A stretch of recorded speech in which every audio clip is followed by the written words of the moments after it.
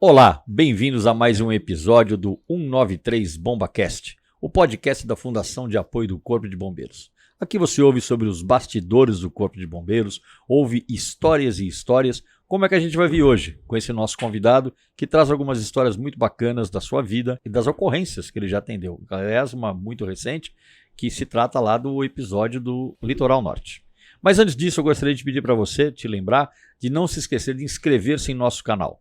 Inscreva-se no nosso canal, o 93 BombaCast, dê o like e acompanhe a nossa programação todas as segundas e quintas-feiras.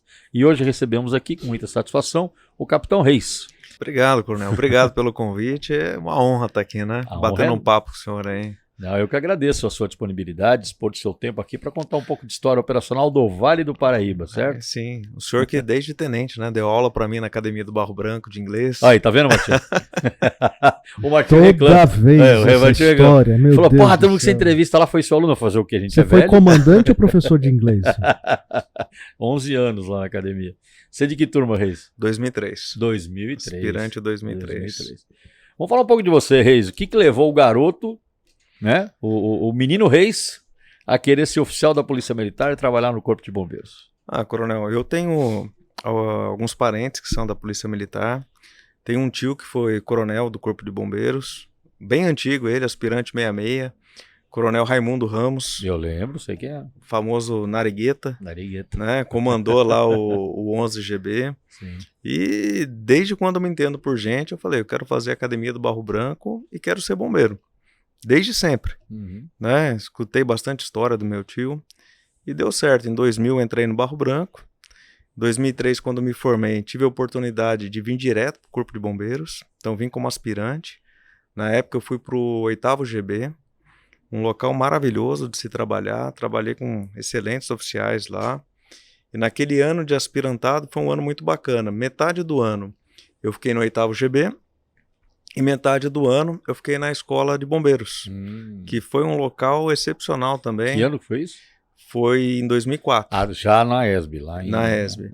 Né? Trabalhando como aspirante na ESB. Eu fiquei no meu aspirantado, né? No ano de aspirantado, metade do ano no 8º e metade do ano na escola.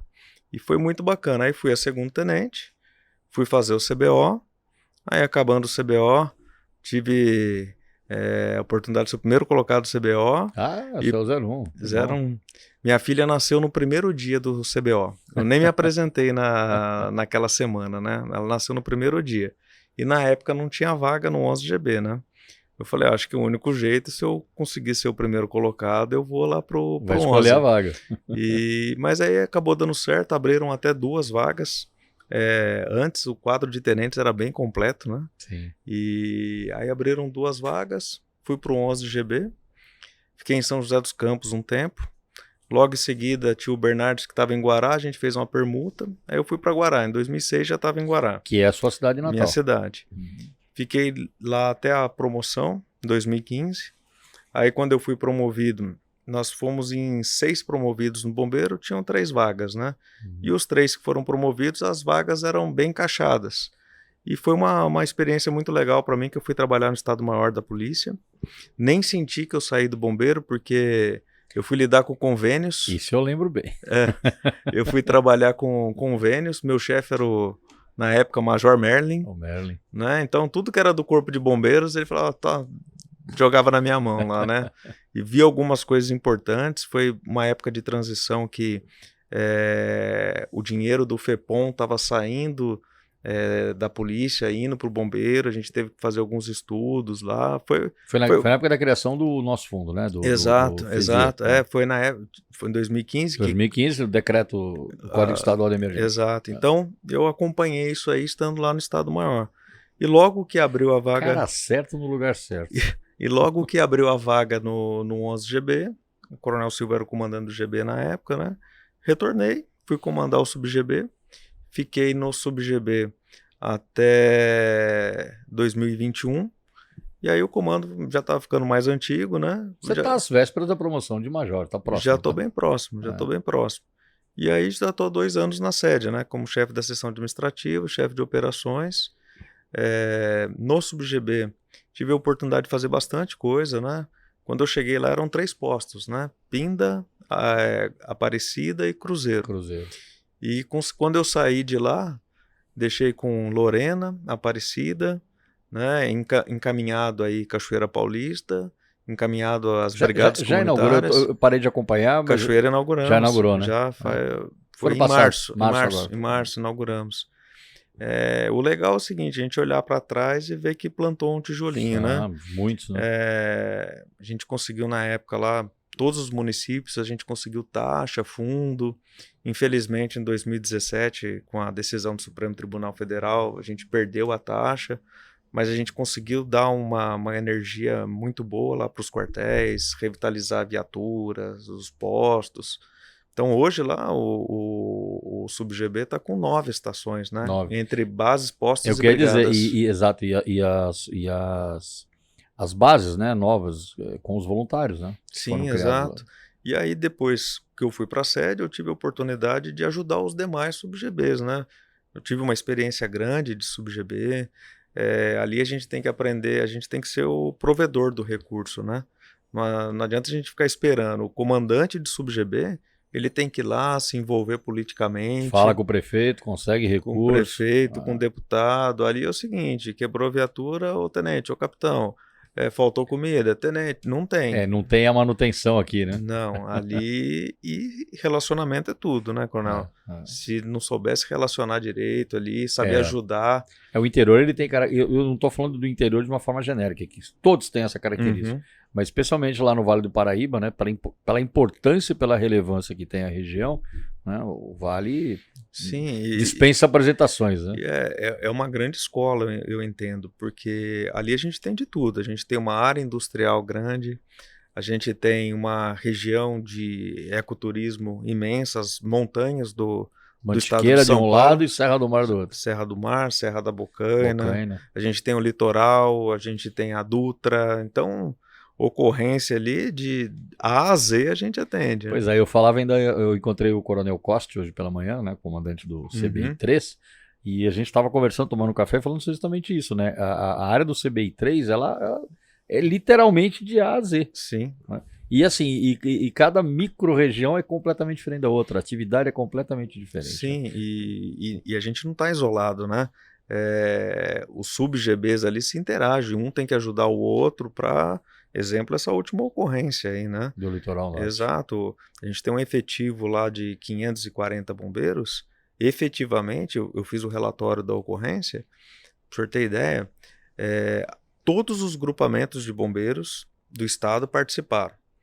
Ao todo, 944 bombeiros diferentes participaram da ocorrência. E do efetivo do 11GB, que são 540 bombeiros... 305 bombeiros estiveram na ocorrência. Quase 80% do efetivo trabalhando na ocorrência. Então, assim, é bem bacana ali, é bem dinâmico, né? Ali não para, porque a gente finaliza o ano iniciando a Operação Verão. Aí acaba a Operação Verão, antes nós tínhamos a natação equipada, né? E aí depois já vem a Operação Inverno, Operação Romero... A gente toca curso na unidade, o ano passado tocamos alguns cursos aí de mergulho, uma atividade, um curso bem, que a gente precisa ter uma atenção especial, né? Especial, claro.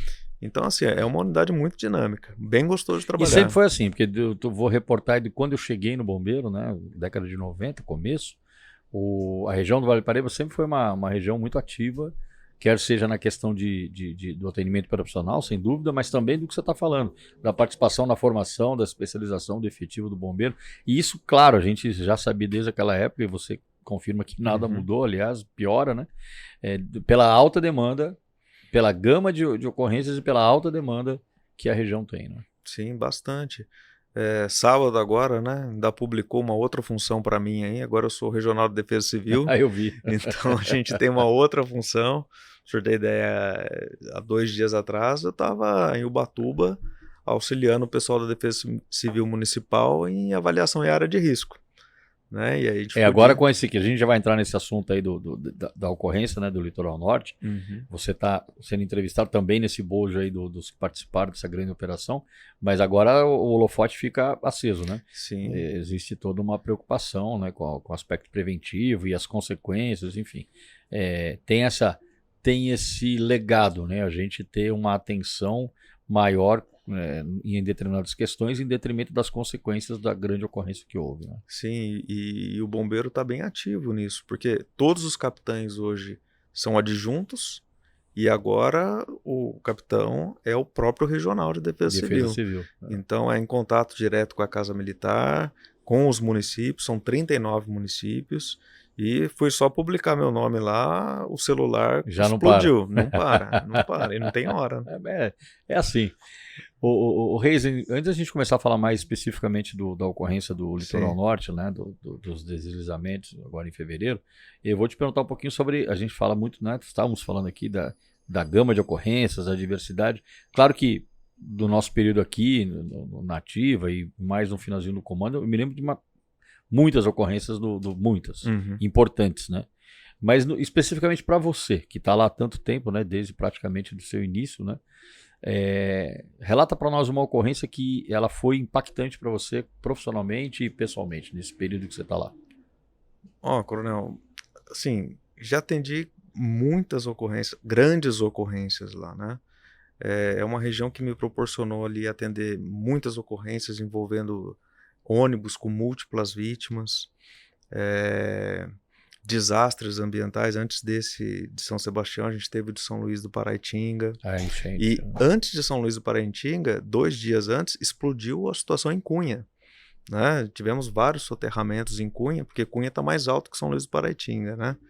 E primeiro estourou em Cunha para depois ir para São Luís. Mas uma ocorrência interessante que particularmente para mim marcou bastante foi o bondinho de Campos do Jordão, que ele sai de Pindamonhangaba, vai para Campos, né? Eu estava de oficial de área e descarrilhou o bondinho. Eu fui a segunda viatura a chegar lá como oficial de área, e quem faz esse passeio eu tenho 3 filhas, né? Então é o pai, a mãe, o vô, a avó, a família, né? E a gente chegou, mulher grávida, muita criança na ocorrência.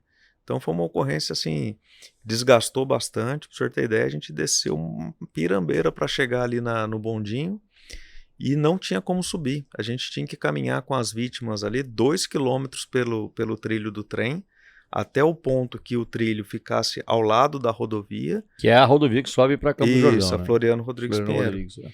E vítima a vítima ali, carregando 2 quilômetros cada vítima. Então perdi as contas de quantas vezes a gente foi e voltou. Organizar isso tudo, né? Foi uma ocorrência que me marcou bastante, né? Eu tenho filho, então quando você vai com criança, né? Já falamos várias vezes aqui. E assim, na hora a gente não para, né? A gente vai, atende, né? Mas depois a gente dorme um pouquinho e fala, caramba, quanta criança ali. E eu já fiz esse passeio com a minha família, né? E outras ocorrências grandes também. Tive a oportunidade fiquei quase 10 dias lá no incêndio do Alemoa. Incêndio do Alemoa. Passamos alguns apuros lá. Foi o Coronel Silva na época me levou lá para ficar junto com ele, passamos alguns perrengues lá. Aliás, incêndio, né? A gente falando de incêndio e incêndio ambiental, cobertura vegetal na região do Vale do Paraíba. Sim, bastante. Né? A gente tem Serra Fina, né? O nome a Serra Fina, foi uma das maiores, né? A Serra Fina é uma secção ali da Serra da Mantiqueira, onde tem o ponto mais alto do estado de São Paulo, que é a Pedra da Mina. Que é quase 3.000 metros. Isso, dá 2.798. É o 4º ponto mais alto do Brasil. Por um acaso, 2 semanas antes do incêndio, eu tinha feito um treinamento lá com as equipes de bombeiro do 11, a gente fez toda a travessia lá, levou 4 dias, a gente pegou menos 8 graus na Pedra da Mina, a garrafinha de água congelava, mas serviu para a gente fazer ali um monitoramento da área. Ambientação, conhecimento. Foi brincadeira, passou 2 semanas, deu incêndio.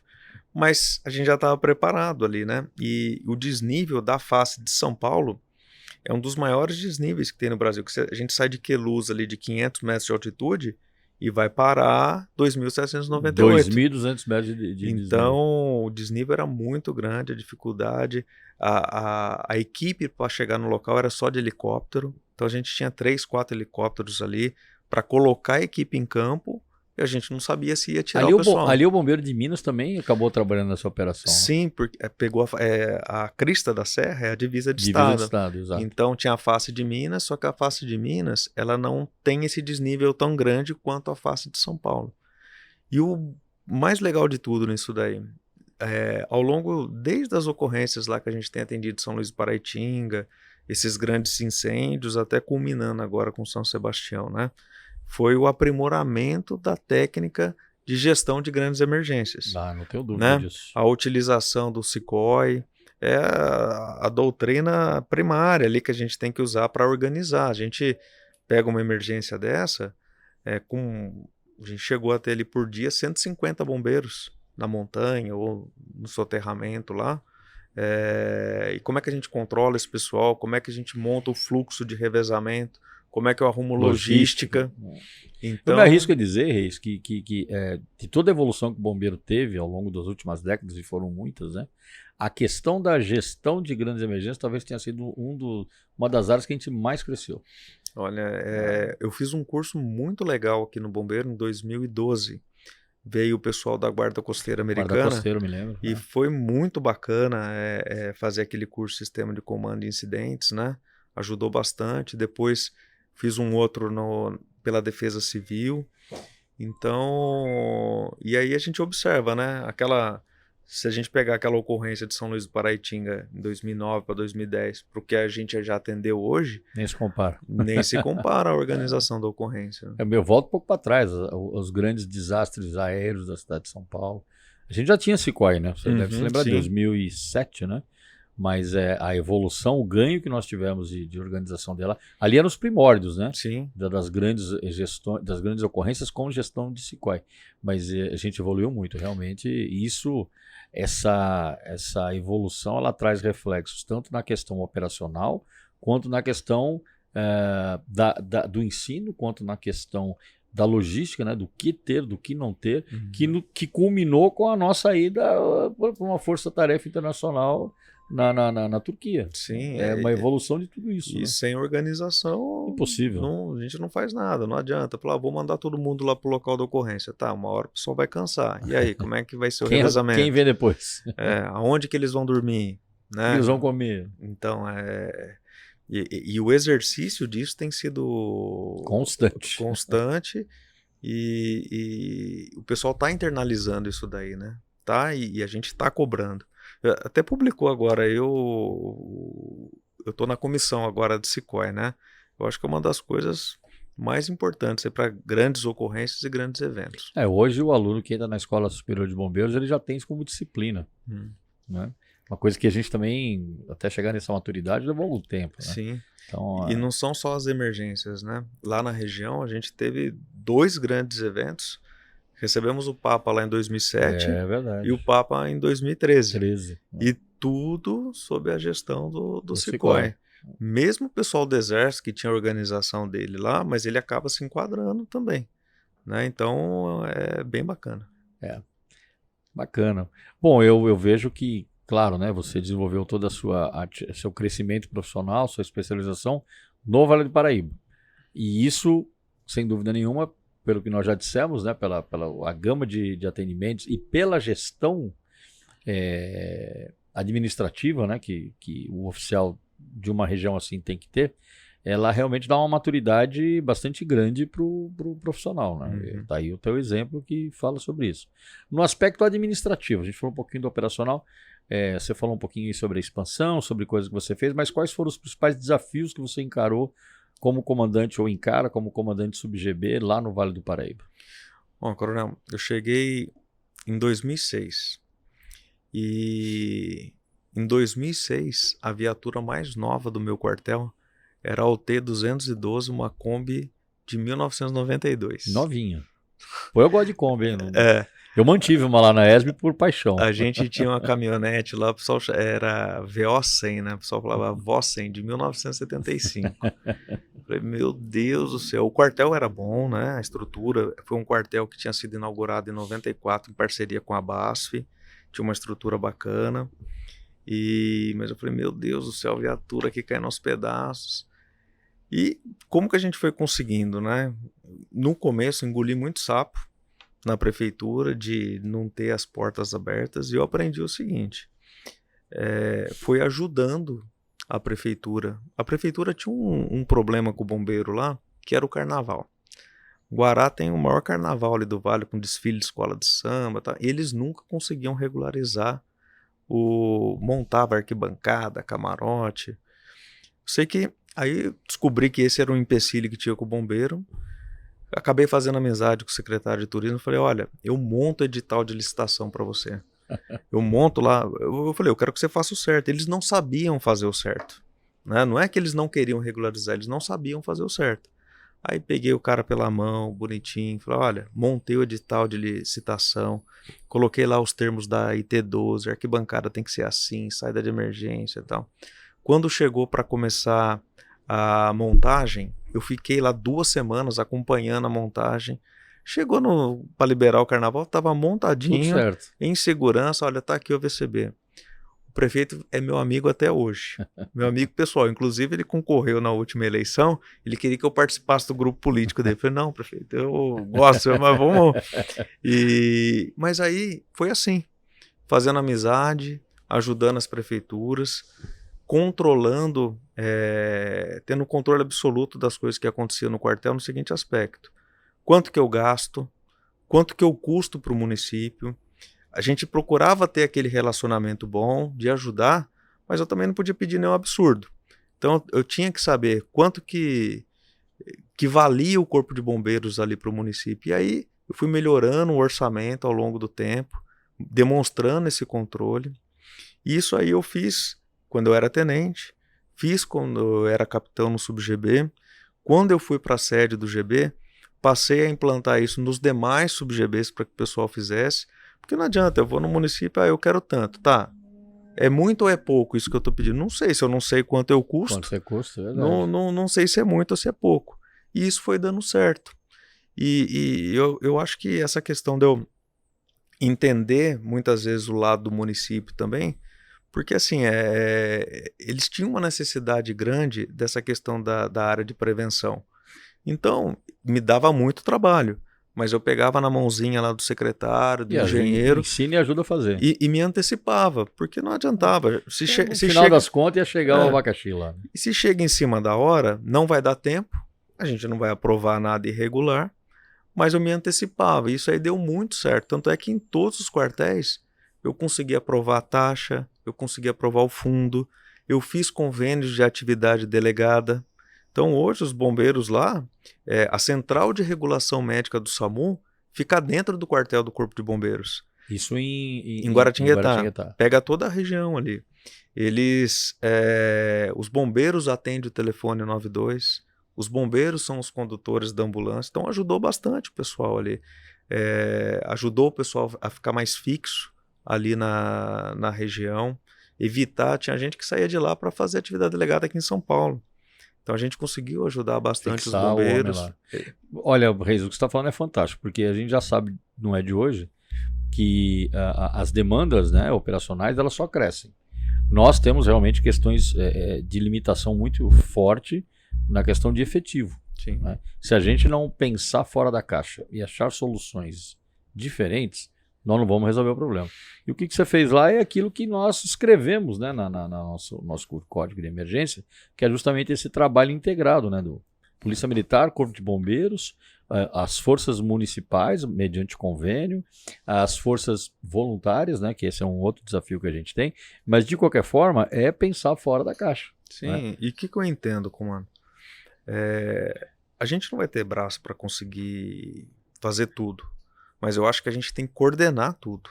É isso aí. Então, a gente tem que ter... Esse é o espírito da lei complementar. Se a gente tem as outras iniciativas, vem cá, mas vem debaixo do braço do Corpo de Bombeiros. É isso aí. Né? A gente coordena. Então, tem sido muito bacana. Com o SAMU lá agora, são 4 regionais que nós temos. São José dos Campos, Taubaté, Guaratinguetá e o Litoral Norte. Bate mais ou menos... É operação em consórcio? É consórcio de município que o SAMU opera lá? Não. A regional, a regulação médica é consorciada. Ok. Mas o atendimento é do município. O atendimento é do município.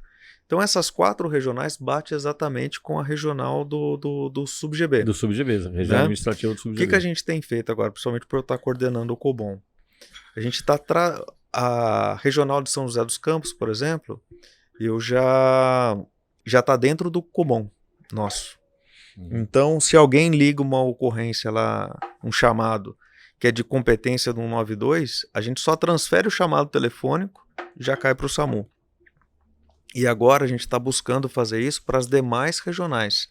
A gente está fazendo um trabalho lá com o Copom, para que qualquer chamado, porque é regionalizado lá, né? Se cair uma ocorrência das outras regionais do SAMU no 190 ou no 193, a gente está montando um estudo lá para que a gente consiga transferir o chamado telefônico. Então vamos supor, ligou de Guará, é uma ocorrência para o SAMU, mas caiu no 190 ou no 193. Como que é feito hoje? Ou eu cadastro de forma precária e tento fazer o contato com aquela regulação, ou eu tenho que falar para o solicitante, ó, desliga e liga, que é ruim. O que a gente está tentando? Transferir o chamado. Ó, essa ocorrência do SAMU, estou transferindo. A gente transfere o chamado telefônico e quem vai fazer a triagem é a própria Central de Regulação Médica. A gente vai funcionar como se fosse um PABX ali. Entendi. E isso não existe em lugar nenhum. A pessoa, porque nós temos 3 números, o 90, o 92 e o 93.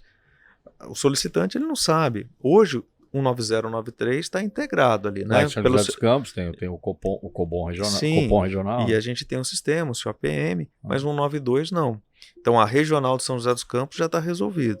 Agora a gente está acertando o sistema interno do Copom para que a gente possa transferir o chamado telefônico das outras regionais do SAMU. Então, assim, a pessoa de qualquer lugar que ela ligar vai cair no nosso centro de operações e a gente vai dar resposta para ela.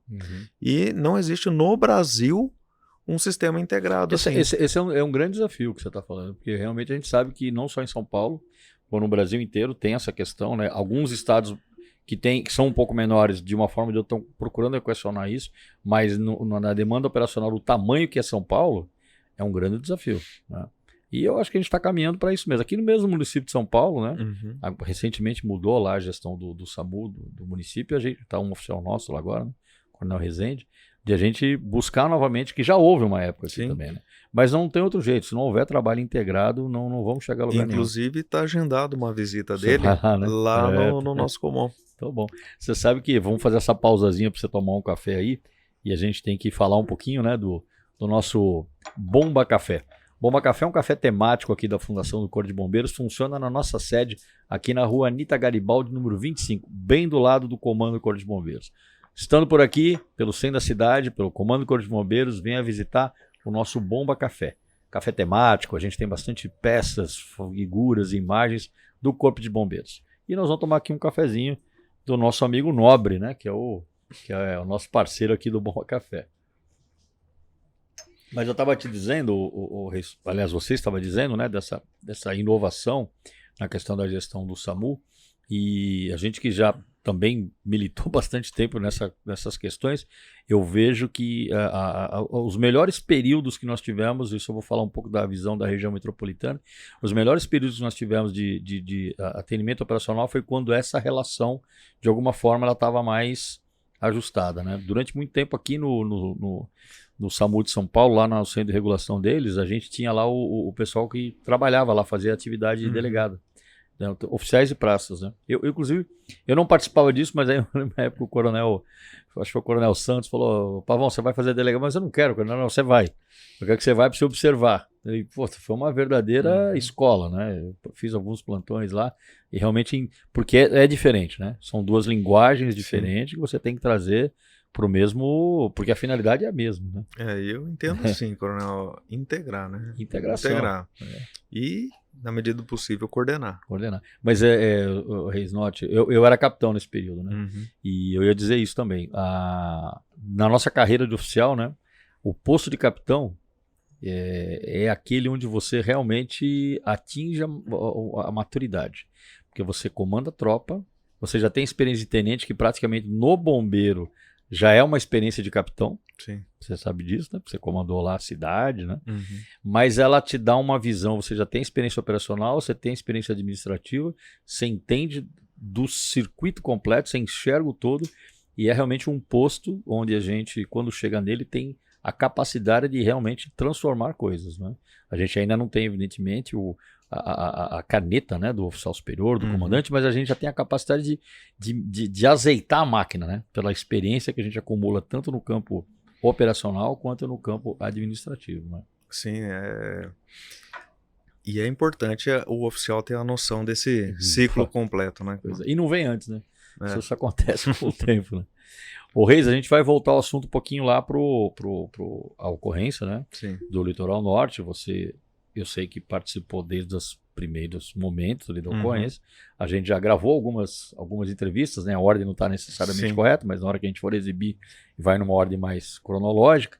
Mas eu gostaria de saber de você como é que foi essa emergência desde o momento em que ela começou e que efetivamente começou a sua participação nela. Sim. Eu era supervisor de serviço.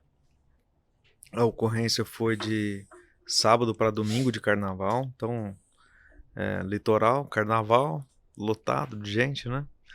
E nessa madrugada foi recorde nacional de volume de chuva. Bateu 684 milímetros.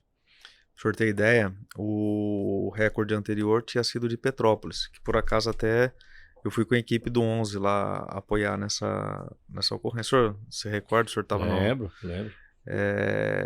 Em Petrópolis chegou a bater 500 e alguma coisa, então a gente bateu 684.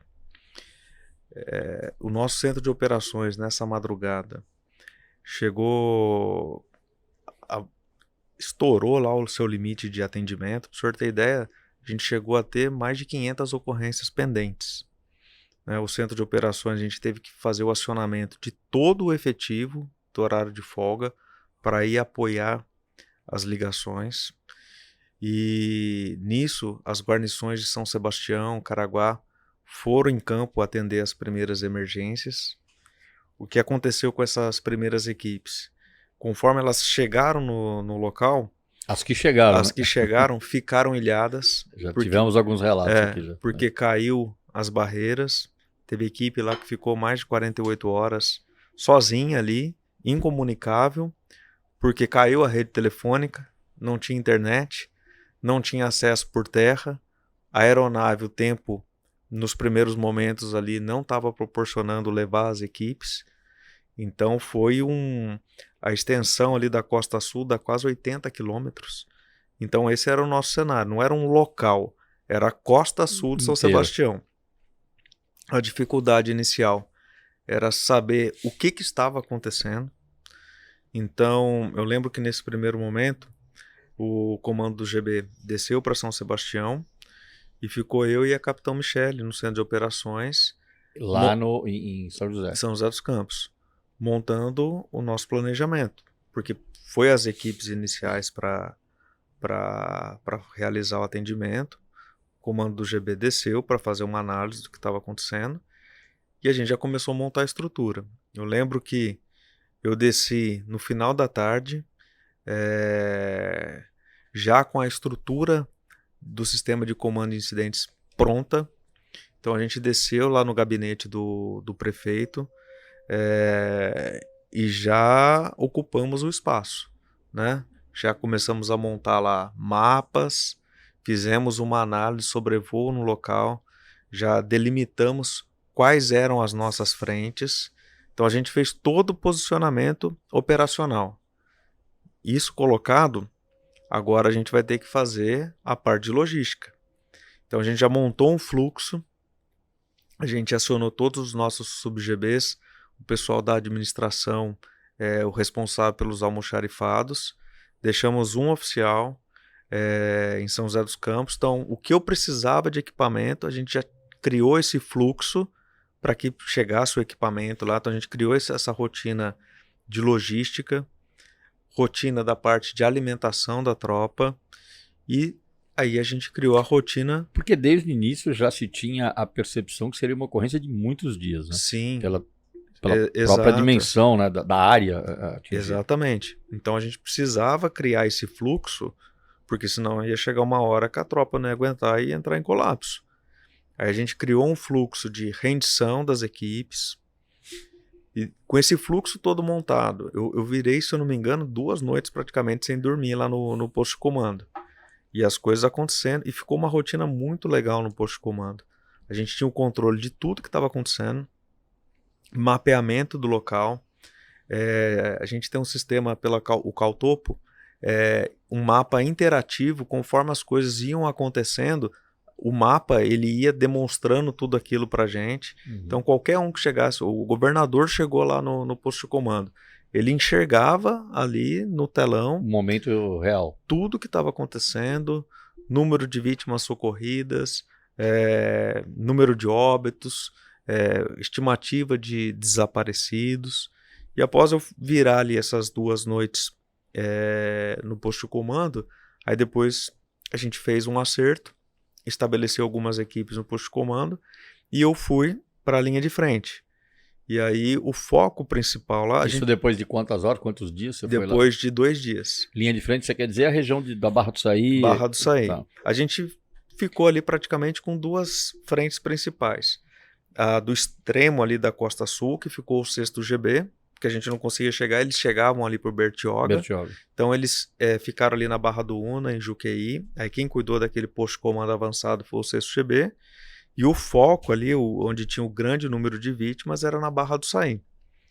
Então a gente fez um sistema lá, um dia era o Capitão Krieger, outro dia era o Capitão Diniz e outro dia era eu. E a gente foi lá, a gente tinha 3 frentes de ataque lá, a gente deu o nome das bases lá, base 0, base 1A e base 1B. E recebíamos um apoio grande. Nesse meio tempo aí, a gente já tinha conseguido liberar a via terrestre, então a gente conseguia chegar à via terrestre. Chegava por São Sebastião nesse momento. Por São Sebastião. O CO03 conseguiu chegar no local, então a gente montou bonitinho lá o posto de comando avançado. A gente utilizou as instalações lá do Instituto Verde Escola para montar o acampamento. Por isso que é importante... O Verde Escola, na verdade, ele serviu como base, serviu em algum momento para abrigo, né, lá do pessoal que ficou sem as suas casas, e também serviu como ponto de triagem, né? Corpos foram levados para... Exato. Ali teve uma participação muito importante, né? Sim, era a estrutura mais segura ali no local. Então serviu de abrigo para as pessoas que perderam suas casas. A gente, inicialmente, enquanto a gente não conseguia transportar os corpos, a gente utilizou uma sala lá para colocar os corpos. No ginásio foi onde a gente montou todo o nosso acampamento. Então montamos toda a logística lá do pessoal descansar, o pessoal tomar um banho, o pessoal se alimentar. Tem imagens disso aí, eu acho. Tem, né, Martinho, da estrutura lá no Verde Escola? A gente fez uma outra entrevista aqui, acho que foi com a Tenente Érica, que ela tinha algumas imagens do que você está falando aí. E então a gente montou, ficou bem organizado ali, né? Nesse local só entrava o pessoal do Corpo de Bombeiros. Aí com base nisso, a gente recebia o efetivo de fora de apoio. Então cedinho a gente fazia a revista da tropa, fazia toda a preleção, a questão da segurança no local. E foi feito um trabalho muito legal lá de levantamento das pessoas desaparecidas em função das casas. Então a gente pegou o mapa, como que era antes? Tinha casa aqui, aqui, aqui. Quem que morava? Aí levantamos rede social, né? A gente conseguiu vídeos de minutos antes de ter o escorregamento. Acabaram circulando, né? Sim, então a gente conseguia saber, estimava assim, tem 10 pessoas nessa casa. Aí a gente ia conversando com um conhecido, era o João, o Zé, o Paulo, e a gente conseguiu, foi feito um levantamento lá pelo Tenente Veras, fez um trabalho especial. Então a gente conseguiu cada casa, o número de pessoas e o nome dessas pessoas. E isso daí afunilou muito o nosso trabalho. Então conforme a gente ia retirando os corpos, havia algumas pessoas chaves ali. Que já sabiam de quem se tratava, exato, se faltava alguém ainda. A gente não ficava esperando o reconhecimento lá no IML, a gente já fazia um reconhecimento prévio ali e ia batendo certinho com aquele levantamento. Então isso aí foi possível ao longo do tempo, a gente eliminando algumas bases. Teve uma noite, faltavam 8 corpos para serem recuperados. Aquela noite eu achei que a gente fosse acabar a operação. A gente conseguiu recuperar 7 corpos. Aí eu fui até passar o serviço pro Krieger, eu falei, cara, eu achei que eu ia encerrar hoje isso aqui, ainda ficou um para você. Mas foi questão de tempo, ele encontrou. Só que naquela manhã, apareceu 2 moças falando, meu pai tá desaparecido. Que é aquele episódio do senhor que era em outra localização. Isso. Que, a Barra do Saí ali tem um morro, a face que é voltada para a praia, onde tem o grande... a ocupação toda. A ocupação, né? Que é a Barra do Saí. A parte de trás desse morro é do bairro Baleia Verde, onde havia apenas 2 residências, e uma desse senhor. Então, apareceu essa nova frente. Então, eu passei o serviço para o Krieger. Naquele dia, ele montou o planejamento para poder iniciar os trabalhos ali. No dia seguinte, foi o Diniz, que começou o trabalho, foi com os cães, fez toda a busca lá com os cães, delimitou algumas áreas, só que choveu muito aquele dia, o pessoal teve que evacuar o local, e depois eu assumi. A gente colocou as equipes em campo lá com helicóptero, e nesse dia, inclusive, eu ia no último voo, aí me ligaram e falaram, o secretário da habitação vai passar aí no CO para você apresentar a estrutura para ele e levar ele na área de risco aí, que o CDHU vai fazer uns levantamentos e tal. Aí o secretário da habitação foi lá. O legal da gente estar organizado é isso, né? Fizemos uma apresentação bem bacana para ele, gostou muito. E nisso, a tenente Érica estava em campo lá na região da Baleia Verde, fez o trabalho com os cães. Nisso o helicóptero já tirou os cães, porque o local estava muito ruim lá para ficar com os cachorros. E começou a escavação. Parte do maquinário estava criando um caminho para chegar até lá, porque o maquinário não conseguia chegar lá, ele teve que criar um caminho para poder chegar até lá. Nisso começou a chover. A tenente Érica falou, capitão, começou a chover. Eu falei, então recolhe, vamos começar a sair. Aí começou a chover muito, falei, pega a rota de fuga e vamos sair. Nesse meio tempo, teve um deslizamento lá. Já contaram pra gente. Porque assim, houve uma análise lá do IPA e do IPT, mas eles analisaram a área que escorregou, né? E para ver se havia condição de trabalho, mas o que escorregou foi uma área virgem, né? E desceu muita coisa lá. A gente já fez alguns relatos, né? Não vou dar spoiler de outros capítulos, né? Uhum. Mas eu não vou falar aqui, porque o pessoal vai ver. Pessoas que estiveram lá nesse momento que você está relatando aí. Inclusive, algumas delas que participaram, inclusive, do episódio da Turquia, né? Estiveram lá na Força Tarefa, quando eles pegaram um terremoto 6.4, você sabe disso. E eles relataram que essa situação para eles foi muito mais assustadora do que o próprio terremoto que eles encararam na Turquia. E aí, diante de tudo aquilo, né? Eu ali no posto de comando avançado, e aí muita informação, né? Meu celular explodiu, até o secretário de Segurança Pública ligou no meu celular, a gente tendo que administrar essas ligações, administrar a ocorrência e manter a calma do pessoal que estava lá no local e mostrar para eles que, olha, a gente vai tirar vocês daí, né? De uma forma ou de outra a gente vai tirar. Então a gente já começou a montar um planejamento para ir por terra. A terra ali estava um chantilly, uma areia movediça. Derretia, né? Derretia, né? Literalmente. A gente já estava levando lá uns estabilizadores de solo, que o exército estava lá com a gente, né? Falei, vamos montar o planejamento aqui por terra e o tempo abrindo, vai a aeronave. E nisso, as aeronaves estavam abastecendo no centro de São Sebastião. Eles não conseguiam ultrapassar do centro para ir até a Barra do Saí. Mas aí eu falo pro senhor, tava o helicóptero da Polícia Rodoviária Federal, do Exército e os 2 Águias. Todos os pilotos dentro das aeronaves. O pessoal do Águia foram os únicos que tiveram capacidade de levantar a aeronave e fazer o resgate, né? Teve uma situação, até uns 2 plantões depois que eu tirei lá, onde eu saí à noite, jantei lá no centro de São Sebastião, tinha um piloto da PRF, falou assim, olha, Agradeço o pessoal do Águia, porque os caras são foda. Então, assim, eu vejo pelo seu relato e pelos que eu já ouvi, foi realmente uma situação bastante dramática. Sim. Realmente os bombeiros ali estiveram bastante vulneráveis, né? Nesse esforço, né? De encontrar pessoas, no caso uma pessoa, e que exigiu realmente deles uma tranquilidade, né? De quem estava planejando, como você, e muita coragem daqueles que participaram do resgate. E aí a gente foi para o campo, o pessoal começou a fazer o resgate, né?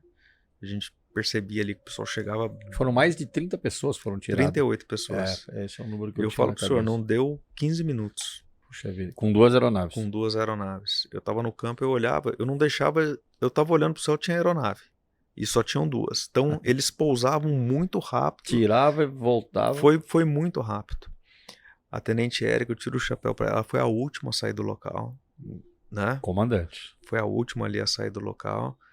Logo que chegaram todos, reuni, agradeci o pessoal do Águia, o trabalho espetacular deles, agradeci a garra do pessoal lá.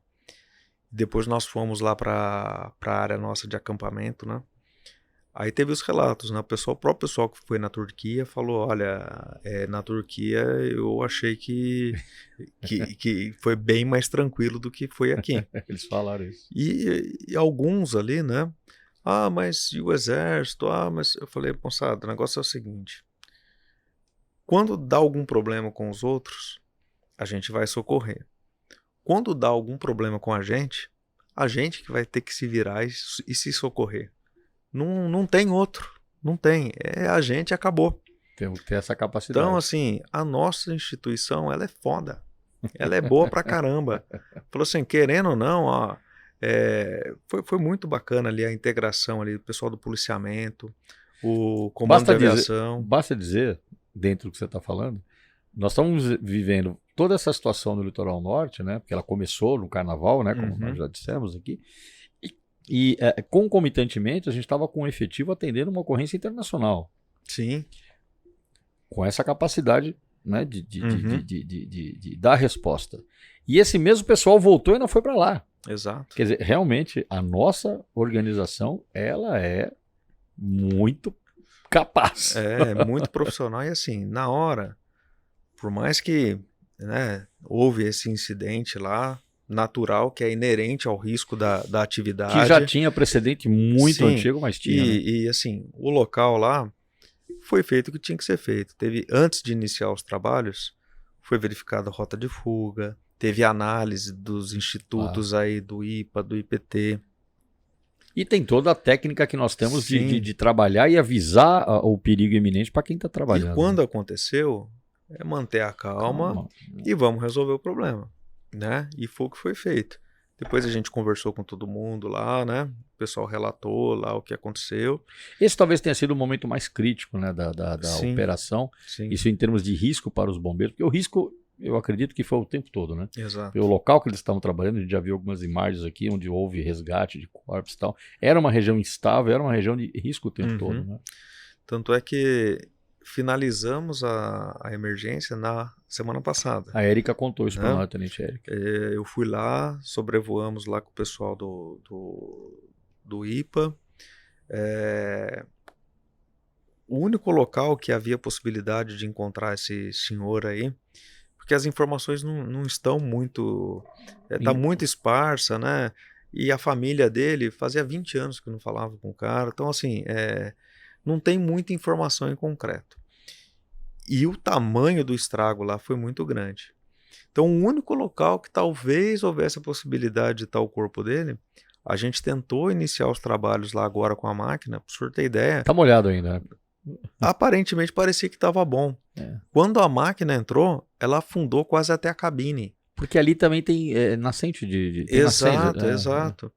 Aí chegou a conclusão, lá pelo IPA, que teria que suspender de forma definitiva, que ali não tem sentido continuar os trabalhos. Então aí a gente fez um documento pedindo a finalizar essa emergência, essa operação de forma definitiva. Sim. Veja, não é o primeiro ocorrência de grande porte de soterramento e deslizamento que a gente já tem. Na sua região mesmo tem Campos do Jordão, Sim. que já houve grandes deslizamentos na história, né, da região, uma região de serra, evidentemente. E mesmo lá no litoral norte, na década de 60, 67, né, houve aquele conjunto de grandes deslizamentos em Caraguá, mas com uma diferença, que a gente já disse algumas vezes aqui. Vamos ter a percepção do que número de pessoas que viviam na região em 1967 e hoje, né? Uma realidade completamente diferente. Sim, e o período que aconteceu essa emergência, no pleno carnaval. Pleno carnaval, cheio de gente. Então, assim, a necessidade até da liberação das vias, né, foi muito urgente ali, porque havia uma população imensa lá, o pessoal tudo querendo ir embora. Né? Então, foi um trabalho, uma coisa que foi muito bacana nessa emergência. O governador não saiu de lá, estava lá a todo momento acompanhando. O nosso posto de comando ali, a gente tinha reuniões de manhã, depois do almoço e final de tarde, com todas as agências. Então, cada um relatava exatamente o trabalho que tinha feito. Se a outra agência precisava de um apoio, já acertava tudo ali. Então, foi realmente ali um trabalho muito integrado, coordenado. E por isso que eu falo para o senhor, o exercício do sistema de comando de incidentes ali. Então foi muito bacana ali, funcionou muito bem. A gente tem treinado bastante, né? Igual o treinamento, não estou falando evidentemente só dos simulados, mas tem ocorrido. E assim, Coronel, todo ano vai acontecer uma. Só vai mudar o local. Porque assim, ainda mais agora... A gente já sabe de alguns anos, né, que as emergências causadas por fenômenos atmosféricos naturais e fenômenos tecnológicos, eles não vão diminuir. Nós já sabemos disso. Não vai. É uma tendência mundial. É só a gente ficar esperando e vai acontecer em algum outro lugar. A gente não tem outra alternativa senão nos prepararmos cada vez mais. Tanto é que logo depois que passou isso daí, alguns deputados, quero dar emenda e tal, a gente já... O que a gente pode aprimorar agora? Não, precisamos ter um material melhor de breque. Isso que você está falando é verdade, porque eu percebo, e já tive alguns feedbacks aqui como fundação, né, da própria sociedade civil, que ali impactou muita gente, né? Sim. Além da tragédia das perdas de vidas, né, irreparáveis, toda uma população que estava ali de veraneio, né, foram muito impactados. A gente já teve alguns feedbacks da própria sociedade civil, falou, poxa, o que a gente pode ajudar numa situação dessa, porque realmente impacta as pessoas e que bom, né, que causa esse sentimento de ajuda, né, de querer, o que eu posso fazer para colaborar com o esforço. A parte de ajuda humanitária ali, chegou uma hora que a gente precisou falar, olha, já tá bom. Aí vai demais, né? Porque foi muito grande a ajuda. Mas isso aí a gente está acostumado, né? Você tem um período de escassez, precisa de tudo, de repente vai chegando, a gente vai, opa, agora deu, né? Para. Uma coisa muito legal que o governo do estado fez ali foi pegar os desabrigados, porque daí atrapalhou todo o litoral, por conta que é a época que eles mais ganham dinheiro. Ele paralisou, né? Aí uma sacada muito interessante lá foi o seguinte, vamos alinhar as coisas aqui, né? O pessoal das pousadas precisa colocar os seus hóspedes ali. Não pode porque tá fechado. Deu esse desastre todo. Só que o desabrigado está precisando de um local para ficar. Então o governo conseguiu alinhar, colocou os desabrigados nas pousadas, o pessoal lá com pensão completa, aí deu a resposta, foi fechando os abrigos ali, foi inédito isso daí. Não tenho dúvida. Né? Foi. Não, a gente vê, né, agora que passado o distanciamento do tempo, a gente olha, realmente não só a experiência operacional do bombeiro, mas toda a emergência, como ela foi gerida pelo poder público municipal e estadual, foi um negócio eu nunca tinha visto. Nessa velocidade, nessa capacidade e nessa resposta tão rápida, né? E o legal, Coronel, e aí dá orgulho da gente fazer parte da instituição que a gente está. O pessoal brigava para poder ir trabalhar lá. Mas isso é coisa de bombeiro, eu já falei isso várias vezes. Olha, eu vou ser repetitivo aqui, eu contei essa história várias vezes, de um amigo meu que falou assim, cara, vocês são muito engraçados. Vocês são a única profissão que eu conheço que vocês brigam para trabalhar. E pior, vocês brigam para trabalhar num negócio que é perigoso. Não tem dois, né?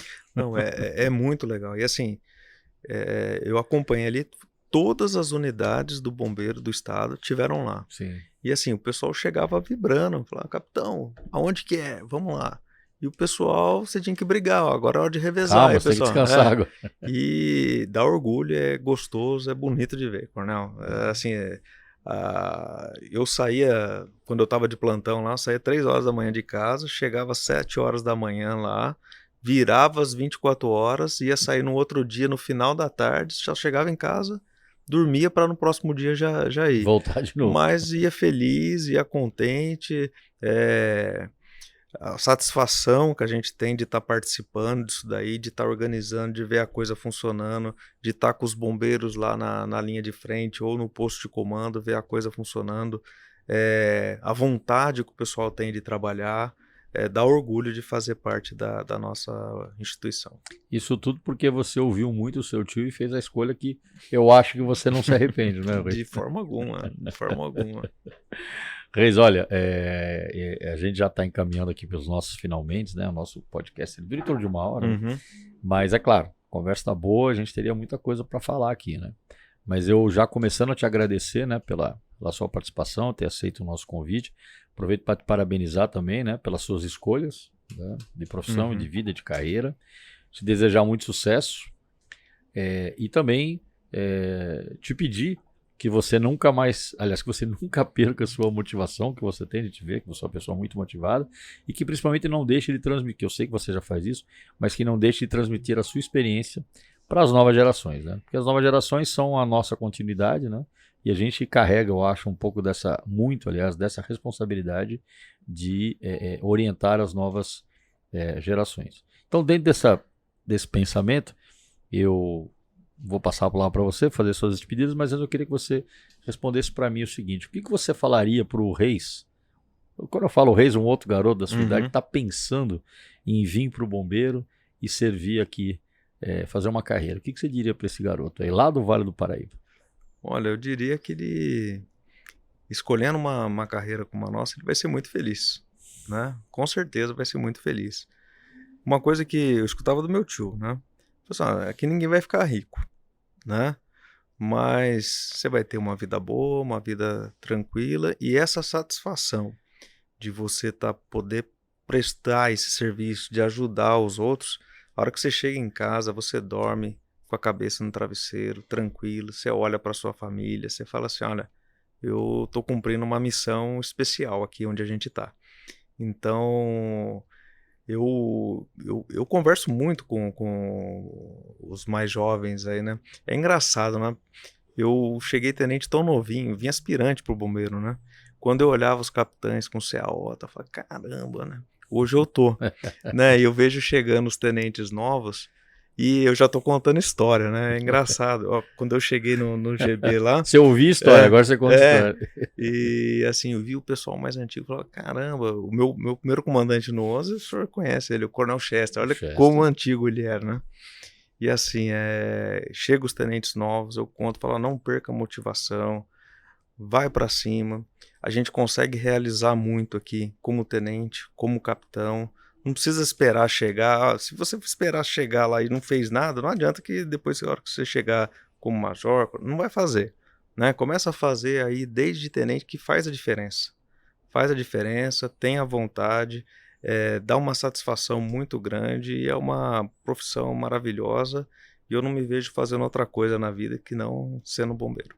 Parabéns. Eu costumo dizer que se existisse a máquina do tempo e pudesse voltar, eu tenho certeza que as nossas escolhas seriam as mesmas, não é verdade?